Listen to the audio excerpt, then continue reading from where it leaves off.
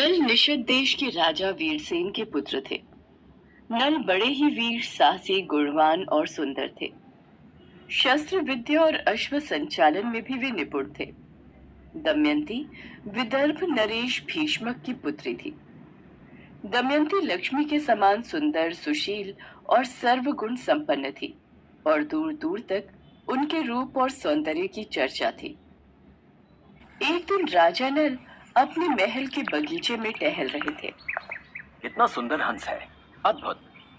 इसे तो मैं अपने तालाब में रखूंगा। मुझे छोड़ दो राजन।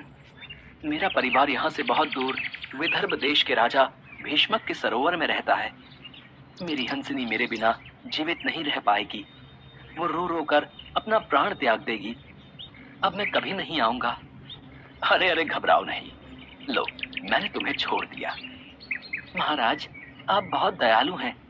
विदर्भ देश की राजकुमारी दमयंती भी बहुत ही सुंदर, सुशील, दयालु और सर्वगुण संपन्न है।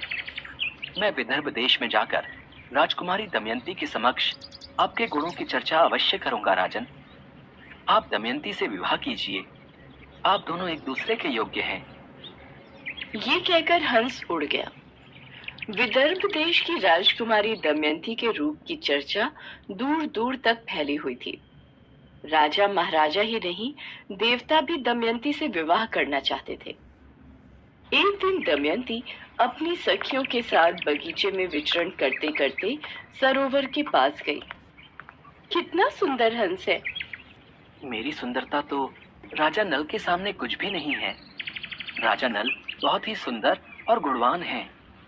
तुम कैसे जानते हो राजा नल के विषय में? मैं कई देशों में घूमता रहता हूँ, लेकिन नल जैसा दयावान, सुंदर राजा मैंने कहीं नहीं देखा है। आप दोनों की जोड़ी बहुत ही सुंदर लगेगी। हंस की बात को सुनकर दमयंती मन ही मन राजा नल के रूप की कल्पना कर प्रेम करने लगी। दमयंती हमेशा नल की यादों में खोई रहती थी। एक दिन, महाराज, आपकी बेटी दमयंती विवाह योग्य हो गई है। हमें दमयंती के विवाह के विषय में भी सोचना चाहिए।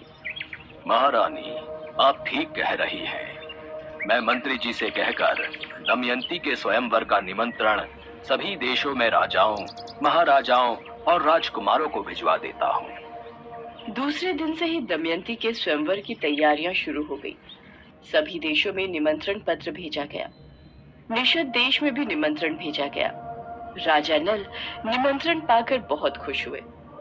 दमयंती से विवाह करने के लिए केवल धरती के राजा ही नहीं, देवतागण भी शामिल थे। इसलिए दमयंती के स्वयंवर में अग्निदेव, वरुण देव, इंद्रदेव और पवन देव आदि सभी देवता स्वयंवर के लिए जाने लगे। नल भी स्वयंवर के लिए विदर्भ देश जा रहे थे। देवताओं को जब इस बारे में पता चला तो उन्होंने राजा नल को रास्ते में ही रोक दिया और बोले, राजा नल, दमयंती जैसी सुंदर कन्या किसी मनुष्य के साथ शोभा नहीं देती। तुम जाओ और दमयंती से कहो कि वे हम में से ही किसी एक देवता को वरण कर ले। परंतु दमयंती से तो मैं विवाह करना चाहता हूँ। मैं उससे प्रेम करता हूँ। अगर तुम नहीं गए तो तुम दोनों का अनिष्ट होगा। देवताओं के क्रोध से बचने के लिए राजा नल राजकुमारी दमयंती के पास पहुंचते हैं। जैसा सुना था वैसा ही आपको पाया। आपसे मिलने के लिए मेरे नैन तरस रहे थे। दमयंती, मुझे क्षमा कर दो। मैं यहाँ अपने लिए ही आने वाला था। आपके स्वयंवर में आने के लिए मैं भी आमंत्रित था, पर मार्ग में मुझे देवताओं ने रोक लिया। उन्होंने संदेशा भिजवाया है कि दमयंती से कहना कि वे मनुष्य के नहीं, देवताओं के वरण योग्य है। इसलिए वे हम देवताओं में से किसी एक का वरण करें। मेरे पर किसी का अधिकार नहीं है और ना ही मैं किसी का राज्य हूँ जिस पर शासन किया जा सकता है। विवाह कोई व्यापार नहीं है जो हर किसी के साथ किया जा सकता है। मैंने आपसे प्रेम किया है। मैं अपना सर्वस्व आपको अर्पण कर चुकी हूँ। मेरा विवाह आपसे ही होगा, अन्यथा मैं कदापि विवाह नहीं करूंगी। दमयंती की बात सुनकर राजा नल अति प्रसन्न हुए। तत्पश्चात राजा नल विवाह समारोह में शामिल हो गए। दमयंती ने हाथ में वरमाला लिए अपनी सखियों के साथ राजमहल में प्रवेश किया। दमयंती की आंखें तो राजा नल को ढूंढ रही थी। देवताओं को ये बात पहले से ही पता थी कि दमयंती राजा नल को ही अपना वर चुनेगी। ये सोचकर सभी देवताओं ने राजा नल का रूप धारण कर लिया था। ये देखकर दमयंती परेशान हो गई कि इन सभी में असली नल कौन होगा। दमयंती ने अपनी आंखें बंद करके मन ही मन ईश्वर का स्मरण किया। हे प्रभु, हे ईश्वर, मेरी सहायता करो। मैंने ये सुना था कि देवताओं के पैर भूमि में स्पर्श नहीं होते और ना ही उनके फूल की मालाएं कभी मुरझाती हैं। मुझे इनमें से राजा नल को पहचानने में मेरी सहायता करिए। दमयंती सभी देवताओं को राजा नल के रूप में ध्यान से देखती है और असली राजा नल को पहचान जाती है और उनके गले में वरमाला डाल देती है। दमयंती सभी देवताओं को प्रणाम करती हैं। नल दमयंती को देवताओं का आशीर्वाद भी प्राप्त हो जाता है।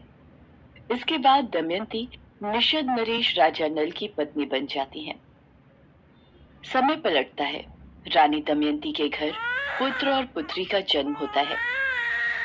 राजा नल गुणवान, धर्मात्मा और पराक्रमी थे, परंतु जुआ खेलने का एक दुर्गुण भी उनमें था और ये दुर्गुण उनके दुख का कारण बन जाता है। जुए में राजा नल अपना सारा राजपाट हार गए। रानी दमयंती की सलाह का भी उस पर कोई प्रभाव नहीं पड़ा। परिणाम स्वरूप राजा नल सब कुछ हार जाते हैं। दमयंती अपने बच्चों को पिता के घर भेज देती है और राजा नल के साथ नगर से बाहर चली जाती है। जंगल में नल और दमयंती भूख और प्यास से व्याकुल हो रहे थे। राजा नल और रानी दमयंती एक वृक्ष के नीचे जाते हैं। रानी दमयंती की आंख लग जाती है और वो सो जाती है। आज ये सब मेरे कारण ही हुआ है। ना मैं जुए में सब कुछ हारता और ना हमें ये दिन देखने पड़ते। दमयंती की इस दशा का मैं ही जिम्मेदार हूँ। मैंने तो दमयंती को उसकी रक्षा करने का वचन दिया था, लेकिन मैं उसके इन सभी अनंत दुखों का कारण बन गया हूँ। अब मुझसे दमयंती का दुख सहा नहीं जा रहा है। यदि मैं इसे इसी अवस्था में यहीं छोड़कर चला जाऊंगा तो ये किसी भी तरह अपने पिता के पास पहुंच जाएगी। इतना सोचकर नल दमयंती को उसी अवस्था में छोड़कर चल दिए। जब दमयंती की नींद खुली तो सामने एक अजगर दमयंती को निगलने की कोशिश कर रहा था। तब अपनी रक्षा के लिए दमयंती जोर जोर से चिल्लाने लगी। दमयंती की आवाज सुनकर वहां एक बाघ आया और अजगर को मारकर दमयंती को बचा लिया। पर बाघ ने जब दमयंती की सुंदरता को देखा तो वो उस पर स्वयं ही बुरी नजर डालने लगा। इस पर दमयंती बाघ के मन के भाव को समझ गई। हे भगवान, यदि मैंने अपने पति राजा नल के अलावा किसी भी पर पुरुष का चिंतन नहीं किया हो तो आप इस बाघ के प्राण ले लो। दमयंती के इतना कहते ही व्याघ्र के प्राण पखेरु निकल गए। उधर राजा नल जिस रास्ते से जा रहे थे वहां घना जंगल था। उन्होंने देखा कि जंगल में भयानक आग लगी है। उस आग में एक नाग फंसा हुआ है। नाग को इस दशा में देखकर राजा नल को दया आ गई। उन्होंने उसे झाड़ियों से निकाल दिया। ये नाग धर्मराज थे। नाग ने राजा नल के माथे पर डंस लिया। देखते ही देखते राजा नल का सौंदर्य काला पड़ गया। लगता है ये मेरा काल था। अब मैं किसी को देख भी नहीं पाऊंगा और इस जंगल में मर जाऊंगा। चिंता मत करो राजन, तुम्हें कुछ भी नहीं होगा। मैंने तुम्हारी दया की परीक्षा ली है और तुम इस परीक्षा में सफल हुए हो। राजन, तुम्हारे इस सुंदर रूप रंग को देखकर कोई राजवंशी समझकर तुम्हें काम नहीं देता। अब तुम्हारे इस काले रंग को देखकर तुम्हें कोई भी काम पर रख लेगा। अभी तुम्हें इसकी सख्त जरूरत है। जब तुम्हें इस काले रंग को बदलने की जरूरत पड़ी तो तुम मेरा स्मरण कर लेना। मेरा स्मरण करते ही तुम्हारा रंग फिर पहले की तरह हो जाएगा। इसके पश्चात राजा नल भटकते भटकते राजा ऋतुपर्ण के यहाँ पहुंच गए। राजा ऋतुपर्ण ने अपने 500 घोड़ों की देखभाल और रथ हाँकने का काम राजा नल को सौंप दिया। राजा नल बाहुक बनकर वहां रहने लगे। उनके सौम्य व्यवहार से राजा बहुत प्रभावित हुए। बाहुक को राजा ऋतुपर्ण के यहाँ काम करते करते बहुत समय बीत चुका था। एक दिन अचानक बाहुक को पता चला कि विदर्भ देश की राजकुमारी का फिर से स्वयंवर हो रहा है। इस खबर को सुनते ही बाहुक बेचैन हो गया। बाहुक, ये विदर्भ देश की राजकुमारी का निमंत्रण पत्र है। कल ही स्वयंवर है और ये निमंत्रण पत्र मुझे अभी मिला है। अब तुम ही बताओ, मैं इतनी जल्दी वहां कैसे पहुंच सकता हूँ? महाराज, आप चिंतित ना हो, अभी तो बहुत समय है। मैं आपको वहां समय से पहले ही पहुंचा दूंगा। राजा नल ने मन ही मन में पवनदेव का स्मरण कर रथ को हाँक दिया। थोड़ी ही देर में रथ हवा से बातें करने लगा। संध्या होने से पहले ही राजा नल ने महाराज ऋतुपर्ण को विदर्भ देश पहुंचा दिया। वहां पहुंचते ही रात हो चुकी थी। अतिथिशाला में कई राजाओं को ठहराया गया था।